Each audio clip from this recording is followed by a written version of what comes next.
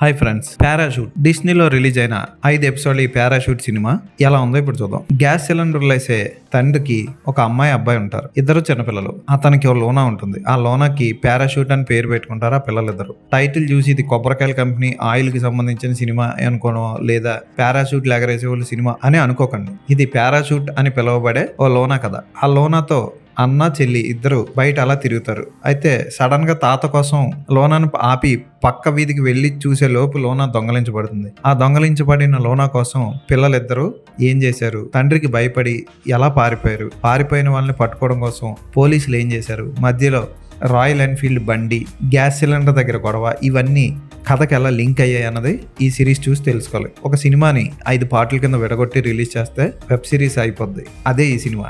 Disney plus hot star లో release అయిన ఈ వెబ్ సిరీస్ తెలుగు, తమిళ్, కన్నడ, మలయాళం భాషల్లో రిలీజ్ అయ్యాయి. కిషోర్ కుమార్ గ్యాస్ సిలిండర్లో వేసే తండ్రి పాత్రలో,